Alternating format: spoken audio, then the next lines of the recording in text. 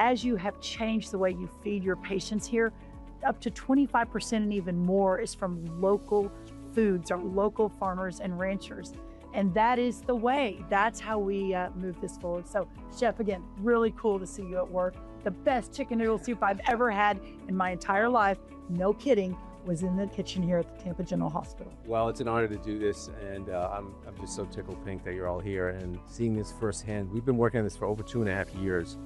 This has been a passion project of mine, and I just want to get back to original food. So single origin foods, and the patients love it. We're making yummy, delicious food, and the chicken noodle soup is one example of what's yummy and what feels good when you're sitting in a hospital bed. This is one of the most worthwhile things I will do in my career.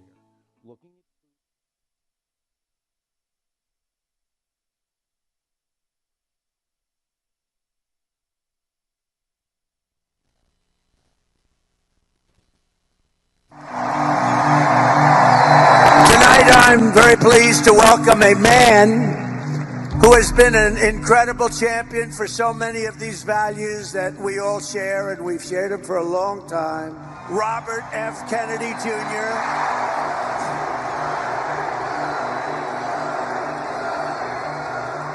Don't you want a safe environment for your children?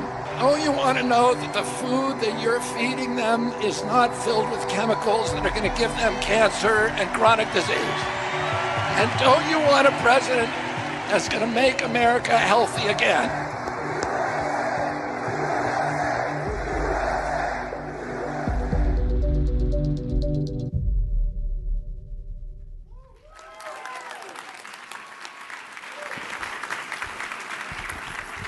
Hello, everybody. Thank you all for being here.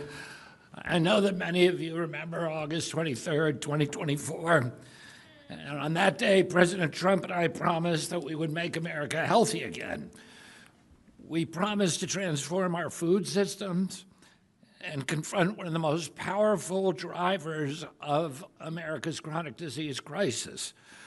Almost exactly 2 years later, we're here celebrating the most transformative 18 months of food reform in modern American history.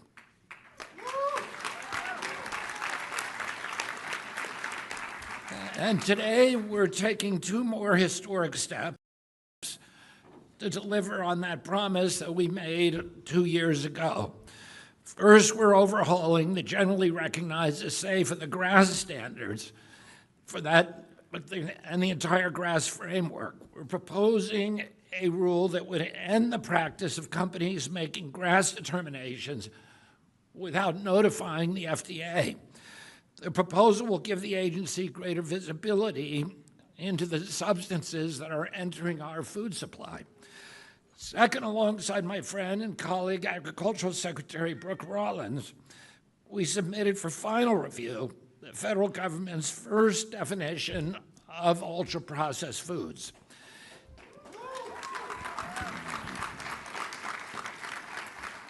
These 2 actions will change how the federal government oversees what's in our food and how we understand the foods that Americans eat. Nearly 60% of American diet is made up of ultra-processed foods. For our kids, it can be up to 70%. Obesity now affects more than 1 in 5 American children, and more than 70% of American adults are obese or overweight. The costs are spiritual, physical, and financial. America spends nearly $5 trillion a year on health care, far more than any nation in the world, and we have the worst health outcomes. We remain the world's sickest country. 90% of those expenditures are for people with chronic disease and mental health conditions, many of them food-induced. We cannot spend our way out of a chronic disease epidemic while ignoring the things that are making Americans sick. Food is the most powerful weapon that we have in our arsenal to change the trajectory of the chronic disease epidemic. Parents should not need a chemistry degree to understand what their children are eating. Americans deserve real transparency, they deserve real food, and that brings me back to GRAS. When I came to HHS, I asked the FDA, how many ingredients do we have in our food? And they said that they didn't know. They said it could be 4,000, it could be 12,000, it's probably somewhere around 10,000. Think about that. We don't even know exactly how many chemicals are in the food that Americans eat every day. And the food industry continues to develop novel compounds and chemical combinations that do not exist in nature. Our bodies did not evolve consuming many of these substances. And that makes rigorous science and transparent safety review even more important, especially as we learn more and more about the role of ultra-processed food in triggering chronic inflammation and the role of chronic inflammation in the chronic disease epidemic. Yet under the current system, the FDA does not even have a complete picture of what is entering the food supply, and neither, of course, do the American people. Our reason is the way that the GRAS system evolved. Congress created GRAS in 1958 to allow ingredients that were generally recognized as safe, that were well characterized, were well understood, ingredients like salt and vinegar, to be used by companies without having to go through expensive or long-duration safety studies. But over time, that narrow exemption became a massive loophole. The companies could make their own GRAS determinations and put substances into the food supply without even notifying the FDA. That's why the FDA staff could not tell me how many ingredients are in our food. Industry hijacked the loophole and drove a convoy of chemical trucks through it straight into the American food supply. The FDA was left with a major blind spot. And administration after administration allowed that system to persist. And Congress has not fixed it either. But this administration has repeatedly demonstrated that it will confront entrenched interests when they stand in the way of public health. And that's why President Trump today are taking action that should have been taken decades ago to fix this broken system and to close the GRAS loophole once and for all.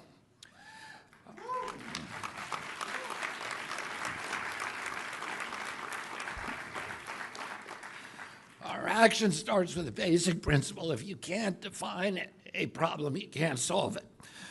Research has linked high consumption of ultra-processed food to inflammation and to chronic diseases, including type 2 diabetes and heart disease and Alzheimer's disease. Yet researchers and federal agencies still lack a common definition, federal definition of ultra-processed foods. Brooke and I are changing that. Together, we have developed the federal government's first proposed definition of ultra-processed foods. Thousands of Americans, researchers, consumer organizations, and members of industry provided input to this process over the past 10 months. For the first time, we will have a consistent federal framework to study these foods, to understand their effects on human health, and to build stronger and lasting nutrition policy. These actions build on 18 months of sweeping changes to federal nutrition policy. We updated the dietary guidelines around gold standard science with one simple message: eat real food. We moved to eliminate petroleum-based synthetic dyes from our food supply. Nearly 80% of medical schools across 36 states committed to expanding nutrition education to more than 40 hours. And we're working to ensure that federal food dollars support healthier meals in our schools, in our hospitals, in our military installations, in veterans facilities, and other institutions. We're changing how the federal government approaches nutrition by putting prevention at the center of American health policy, and we are changing the dietary culture in our country. And we're seeing those results already. Over the past year, sales growth of real food outpaced ultra-processed food for the first time by approximately 7%. and industry is responding. Food companies across the country have made extraordinary commitments to reformulate their products and remove artificial dyes. Just last week, Kellogg announced that it will eliminate artificial colors from all of its cereals by the end of 2026, a full year ahead of schedule. Kraft, Heinz, General Mills, Nestle, ConAgra, J.M. Smucker, and Utz are all among the companies that have also made major commitments to remove artificial colors and many other additives from their products. This is a fundamental shift. We are changing federal nutrition policy. Americans are changing the way that they eat, and companies are changing what they put on our store shelves. But HHS cannot complete this work through administrative action alone. We are doing everything that we can do within our legal power.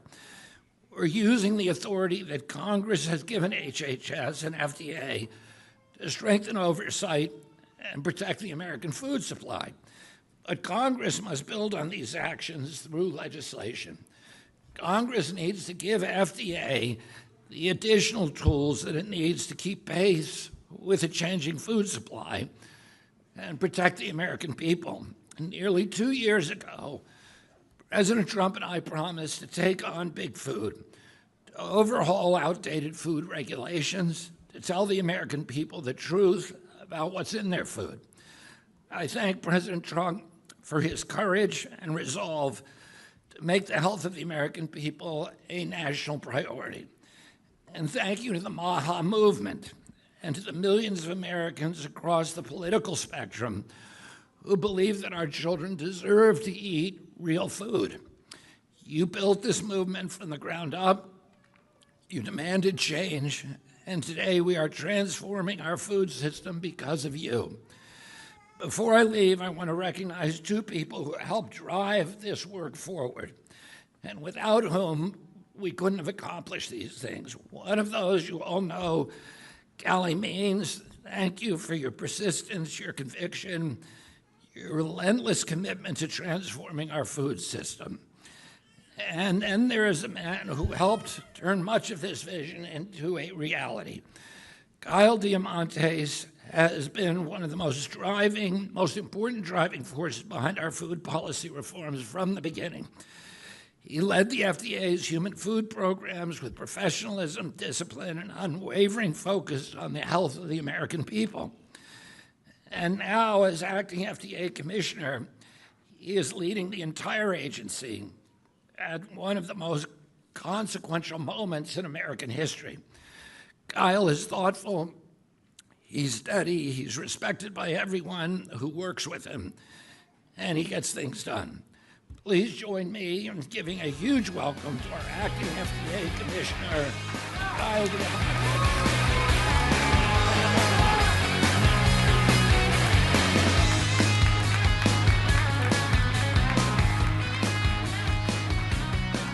Thank you, Secretary Kennedy. Good morning, everyone. It's always difficult to follow the Secretary, particularly when I don't have a walkout video like that. That was really something, wasn't it? So look, instead this morning, I'm going to talk about the nuts and bolts of today's GRAS announcement, which alongside the dietary guidelines and all of the other accomplishments you see on these signs across this room, reflects yet another historic achievement accomplished during this administration. As Secretary Kennedy rightly said, all Americans deserve confidence that the ingredients in their food are subject to transparent, science-based oversight. And today's actions strengthen both sides of that equation. By proposing mandatory GRAS notifications, we are closing critical information gaps and giving FDA greater visibility into the substances in our food supply. By advancing a proposed definition of ultra-processed foods, HHS and USDA seek to establish a stronger foundation for future nutrition research. Together, these reforms represent a significant step toward a more transparent and modern food safety system. To understand GRAS reform, you really have to first go back 70 years to 1958, when Congress passed and President Eisenhower signed what's now known as the Food Additive Amendments, which was driven largely by concerns at that time not dissimilar to today, over increasing use of chemicals in food processing. This 1958 law mandated that the use of certain substances in food must be approved by FDA via a pre-market review and approval process. That process, intended by Congress to be the primary pathway for ingredients to enter our food supply, requires that entities submit a formal petition for FDA approval before the ingredient can be added to the food supply. At the same time, however, Congress created an exemption from this pre-market approval process for certain substances that Congress believed were generally recognized as safe, either through scientific procedures or their common use. Now, at this time in 1958, Congress largely had in mind common ingredients like salt, vinegar, and flour, as the Secretary mentioned, that had been used safely for generations and thus did not require further federal approval to ensure safety. This pathway, this GRAS exemption pathway, was intended to be just that, an exemption from the otherwise required pre-market approval process. Over time, however, the GRAS pathway became the primary pathway by which ingredients now enter the U.S. food supply, far exceeding the actual pre-market approval process. And because the framework for GRAS has allowed manufacturers to self-affirm or self-GRAS the status of ingredients without notifying FDA, the agency continues to operate with a lack of comprehensive knowledge of the substances present in the food supply. While voluntary GRAS frameworks were informative to the agency in the past, our experience has highlighted significant challenges, which, combined with rapidly evolving food supply, demonstrates a clear need to modernize. Under Secretary Kennedy and President Trump's leadership, this administration is committed to taking action to provide greater transparency and oversight to the consumers who demand it, and that starts with today's announcement. Today's proposed rule seeks to formally update FDA regulations to require any person introducing a new GRAS substance or use into the food supply to notify the agency of the basis for that GRAS conclusion, unless an exemption applies. Prospectively, this transition from a voluntary to a mandatory notification program would close a decades-old information gap. It would give FDA greater visibility into the substances used in human and animal food, enabling us to more efficiently, knowledgeably, and timely regulate the safety of our nation's food supply. For ingredients already on the market, we are proposing a practical, time-limited, and streamlined submission pathway that provides a predictable regulatory landscape while expanding a public-facing inventory of submitted GRAS notices, again aimed at driving transparency. Because this is a proposed rule, we want to be clear that we are laying out a blueprint for public review, one designed to work effectively for FDA oversight, as well as for responsible industry and consumer safety advocates alike. This proposed rule will soon be available for public comment. I actually think it went live at 11:15 this morning, and we strongly encourage all stakeholders to weigh in by submitting comments to help shape the final outcome. I want to be clear, this proposed rule advances and improves the agency's oversight of food safety via regulation while respecting the limitations of our authority under the statute. We know there is bipartisan support for GRAS reform on the Hill, and this administration will continue working with Congress on legislative options to further address and advance GRAS reform and other important nutritional policies. I want to again express my gratitude to President Trump for his commitment to advancing public health, as well as to Secretary Kennedy for his leadership on this and many other issues. And with that, I will now turn it over to my colleague, Callie Means. Thank you.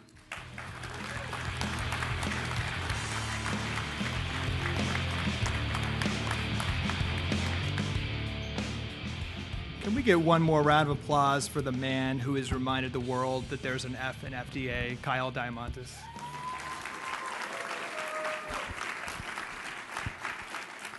And I think the kids on the stage who are behaving very well deserve an amazing round of applause. This is a big day for every kid in America, every mom that cares about food safety. It's an emotional day for a lot of us here at HHS. Because about 2 years ago, after the election, Secretary Kennedy tasked his team with coming up with a list of the boldest, most aggressive set of food reforms we could possibly accomplish in the first 2 years of the Trump administration. He asked us to engage with leading advocates and academics on the left and the right, and to ignore conventional political wisdom about what was feasible. At the time, as we pursued and investigated these policies, we were told by everybody that removing soda and candy from SNAP was impossible. There's no way, we were told, that we win this battle with special interests when they receive tens of billions of dollars of subsidies from this program. Well, ladies and gentlemen, as we sit here today, the majority of states in the country have removed soda or candy from SNAP.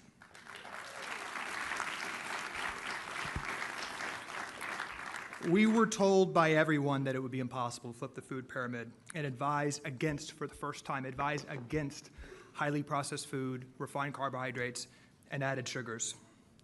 Today, the food pyramid is flipped, and we are currently working to shift hundreds of billions of dollars from military to school meals to dozens of other programs towards real food. We were told that ridding the food supply of artificial dyes was a quixotic goal. 60% of children's food has these ingredients, and advocates have tried for decades to get them out of food. As Secretary Kennedy mentioned last week, Kellogg's said that they are a year ahead of schedule of getting the dyes out of food, joining the majority of the U.S. food supply. We were advised that grass reform has been one of the top objectives for food advocates for decades and would be impossible to enshrine in regulation. And today we are celebrating transformative grass regulations in a post-market review framework. In total, history will remember the first 2 years of the Trump administration as the most significant period of food reform in modern history, where we have made more progress on every single item, that Secretary Kennedy laid out in that initial list that many said were impossible. During the transition, we also talked with Secretary Kennedy about what the ultimate goals of our work here would be, what the ultimate goals of the MAHA movement would be, and he was very clear: lower chronic disease rates. And throughout the inevitable toxicity in the political climate and snarky political articles, we recently learned that after decades of unabated increasing, the American obesity rate has seen a 7.3% relative decline in just the past couple of years.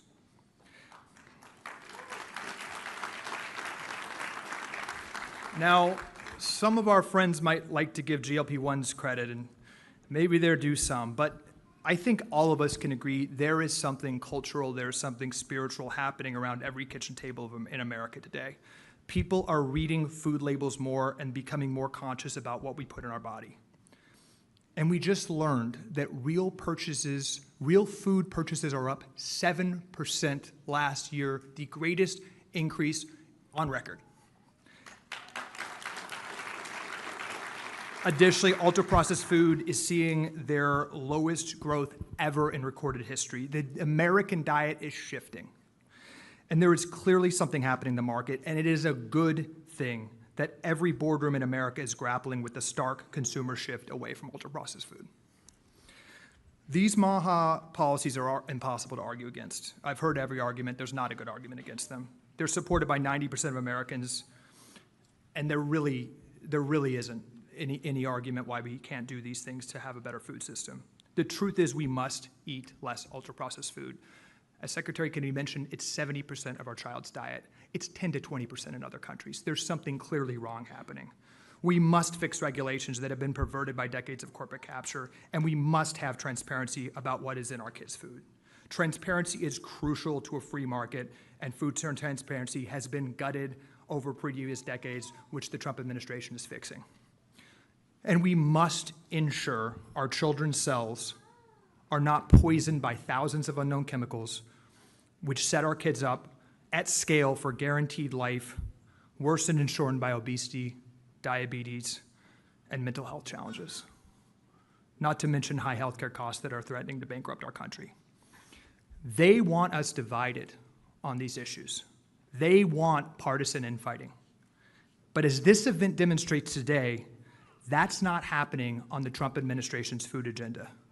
Right now, Bernie Sanders is working with Republican lawmakers to develop food transparency bills.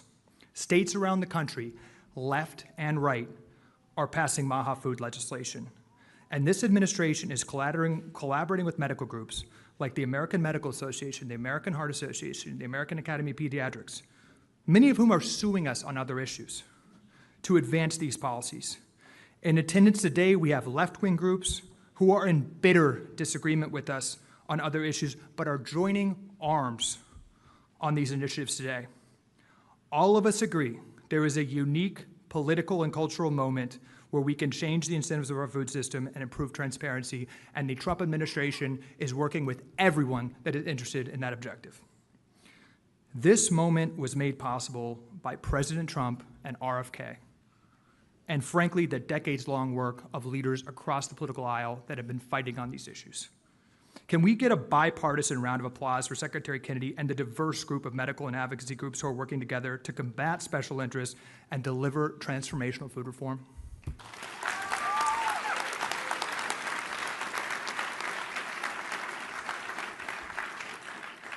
On the topic of great partners, I want to introduce one of the most respected and one of the most cited nutrition researchers in the world, Darius Mozaffarian.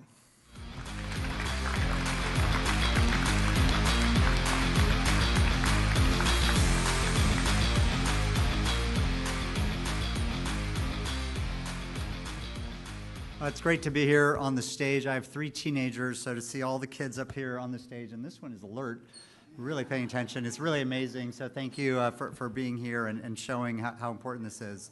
I'm really pleased to kind of give my remarks about the announcement that there will be an ultra-processed food definition and GRAS reform. Our food is the top driver of disease, disability, and death in the United States. Let me just say that again. Our food is the top driver of disease, disability, and death in the United States. Each week, our food kills 10,000 Americans. Each week, causes 1,500 new cases of cancer, and causes 16,000 new cases of diabetes. Each year, the resulting healthcare costs and lost productivity drain $1.5 trillion from the economy. We can no longer sit idly by while our health and our treasure and that of our children are stolen. Americans demand and deserve action. As a cardiologist who studied food, health, and policy for my entire career, I'm deeply gratified by the actions the FDA is announcing today. I've studied ultra-processed food for years, published more than 650 scientific papers, and just written a book on these topics. These 2 policies, defining ultra-processed food and closing the GRAS loophole, rank among the FDA's most consequential food and nutrition actions in 50 years.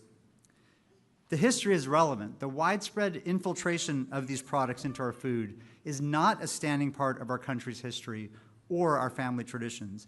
It was just a few decades at the close of the 20th century that led us to radically transform our food.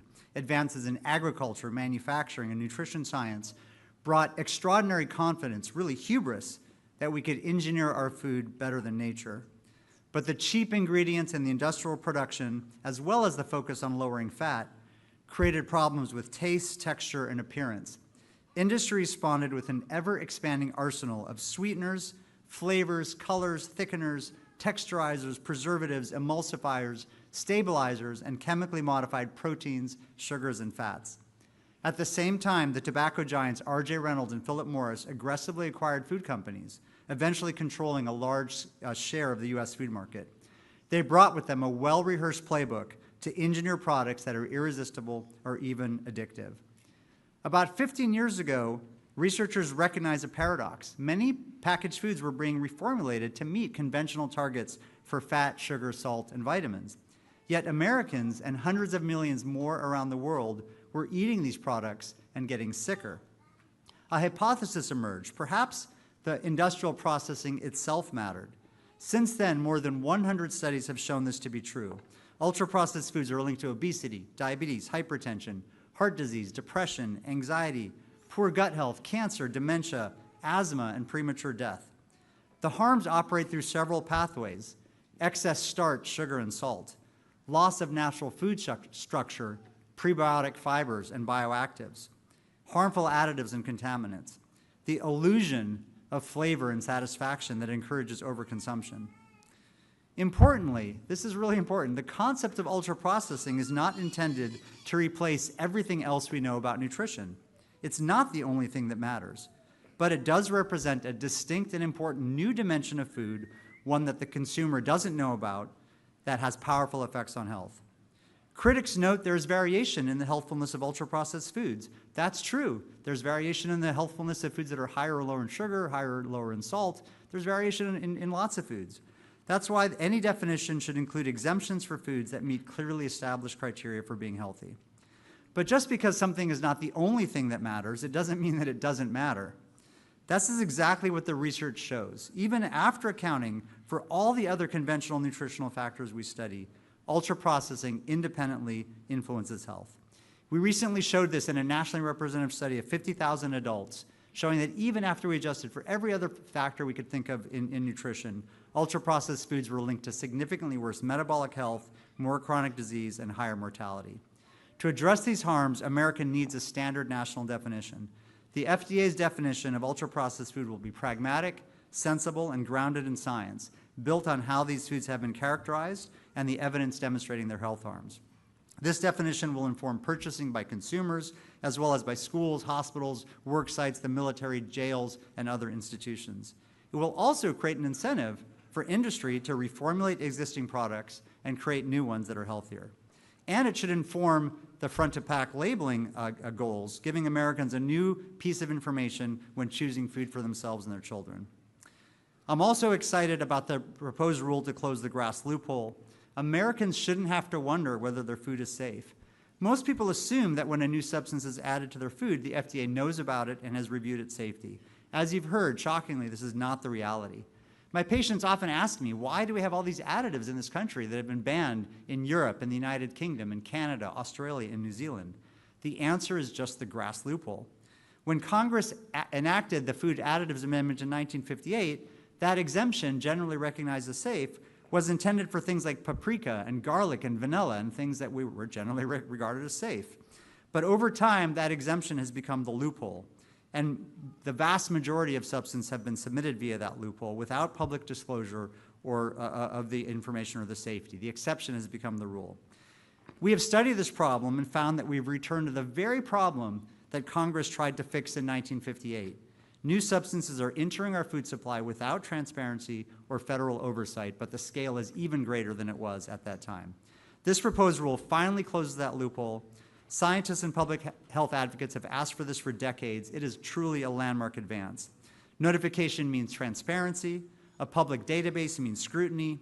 Stronger post-market review means that signals of harm can trigger action. I also hope the FDA updates its Red Book safety criteria for both additives and GRAS, adding studies to test effects on the gut microbiome and neurodevelopment and behavior in children to modernize this outdated testing framework to be in line with the science.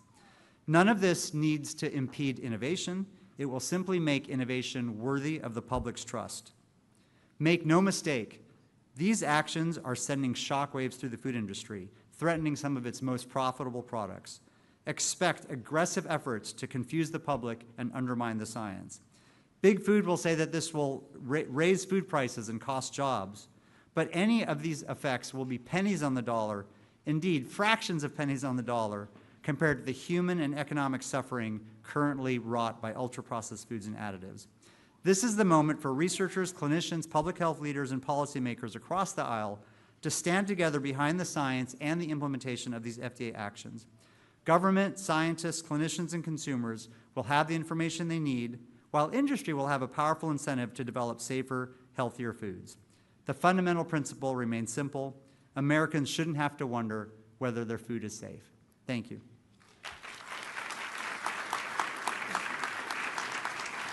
Ladies and gentlemen, welcome to the stage, Vani Hari.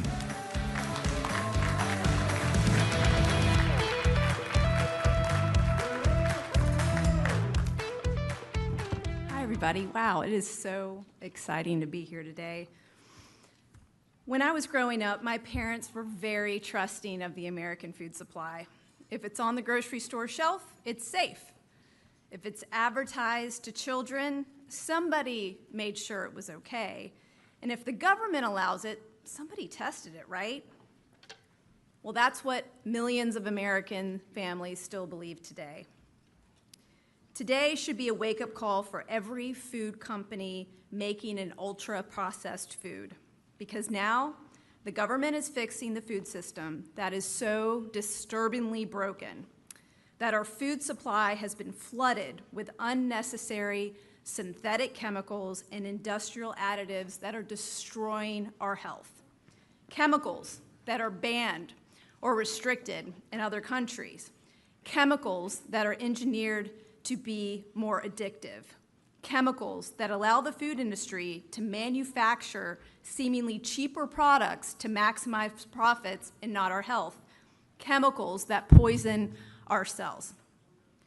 For more than 60 years, we have been part of one of the most uncontrolled experiments in American history. The test subjects weren't lab rats, they were us. They were our children. They were me. I used to be addicted to ultra-processed food. I was sick, overweight, depressed. I had 2 surgeries by my early 20s. I didn't volunteer for this experiment, and nobody asked for our consent. While corporate profits grew, we watched as the people around us got sicker, our friends, our family, our children, and we kept asking why. We were told to stop asking questions. Just trust the experts. Just trust the system. But the system failed us. The system allowed the food industry to police itself. 4 little words got us into this mess. Generally regarded as safe. Safe according to who? According to the very companies making billions of it. Big Food hired their own experts. They wrote their own safety reports. They declared all by themselves what they were selling American families was safe. And then they didn't have to tell anyone about it. And we have been paying the cost. To protect our families, parents had to become food detectives, researching ingredients that should have been proven safe. And when we demanded better, we were mocked, we were dismissed, we were called fear-mongers. And for the last 15 years, I have stood beside millions of Americans who have simply wanted food that wouldn't harm their families.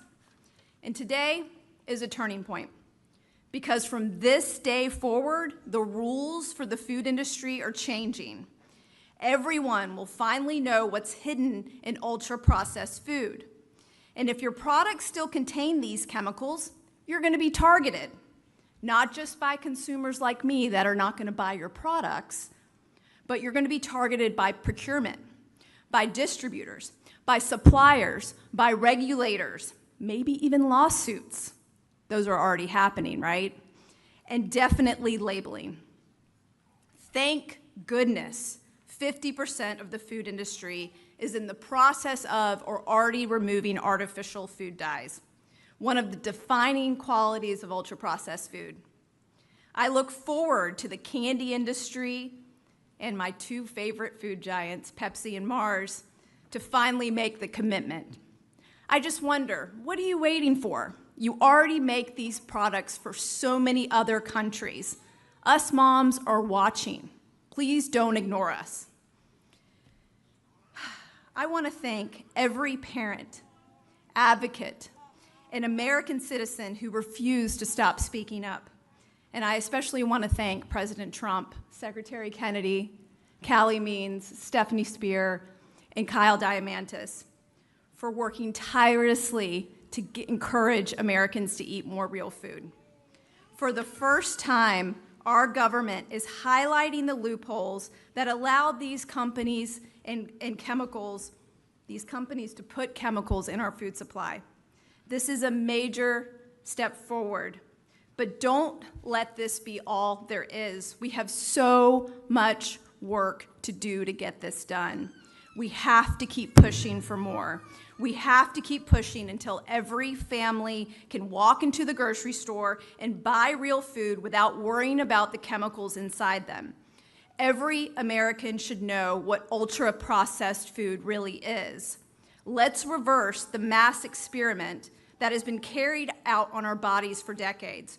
Because when we know what's in our food, we start demanding better. And when we demand better, companies have 2 choices, either change or lose our business. Moms, I will keep fighting for you. and I will keep fighting for you no matter who is in office. Thank you so much, Secretary Kennedy and his entire team, for making this possible here today.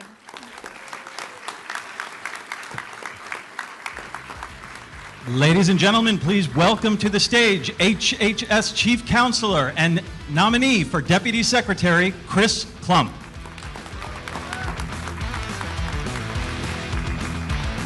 All right, team, it's my pleasure to close this out. Patience, we're almost there, little ones. We've got this. So last year, my wife and 4 children were sitting in an airport waiting for a flight, and across from them was a gentleman in his mid-60s. He was a bricklayer. And at some point, he struck up a conversation with her. And he was sitting there, notably with a bag of potato chips and soda in his hand, and having no idea who she was or what her husband does, and said, "Hey, have you heard about this Maha thing people are talking about?" And before she could answer, he followed and said, "I think there's something to it. I just don't know what I'm supposed to do. I wish somebody, the government, anyone, would just tell me what I should be eating so I can feel better." She told me about this conversation, and I've thought about it many times since that moment. And there are good reasons for that. There are millions of Americans like this gentleman. They want to be healthier. They want to feel better. They're looking for a system that gives them honest information, clear guidance, and a fair shot at making healthy choices. And yet, for too long, we have a system that is focused and been exceptionally good at treating disease after it develops, and far less focused on understanding why people became sick in the first place. Too often we've regarded and rewarded treatment over prevention, management more than health, and complexity more than transparency. But that's beginning to change, and it's driven by the historic alignment of interests under President Trump and Secretary Kennedy's leadership of these efforts. At HHS, we're building what we think about as a 10-year bridge from a system that reacts to chronic disease to one that increasingly understands root causes, that prevents disease before it develops and delivers care tailored to the individual. And the announcements today are part of that, and I'm going to summarize 3 pillars quickly. The first is transparency in and healthier food. Americans deserve to know what's in the food that they feed their families. They deserve rules that make healthy choices easier to understand, not harder. And our work on grass and on ultra-processed food is part of the effort. So are initiatives around regenerative agriculture, better hospital food, medical nutrition, things that you see on the signs around this room. And we'll keep taking a simple message around the country. Eat real food. Get active. Some people say that's overly simplistic. We could not disagree more strongly. We have to do this. That bricklayer in the airport wasn't looking for a 200-page report. He wanted to know what he could do tomorrow to feel better, to feel healthier. The second part is science. The third part is personalized and preventive health care. That means better incentives for outcomes and prevention, more transparency, better information following the patient, more control for Americans over their health care decisions. Ultimately, our success will not be measured by how many regulations we write or how many programs we launch. It will be measured by outcomes, and those outcomes will be answered by simple questions. Are fewer Americans developing chronic disease? Are Americans living healthier, longer lives? Are patients receiving care that is increasingly tailored to them? Are healthcare costs becoming more manageable for American families? Those are the measures that matter. And that's the direction we're taking American healthcare on this 10-year bridge. More transparency, more prevention, and so that's where we're moving. We're so grateful for you being here today. We're so grateful for your support. Thank you for your support. Thank you for being here. We'd like to ask you to stay seated for a moment. We're going to take a picture with the group. We'd invite all the speakers to come up for just a moment. Thank you.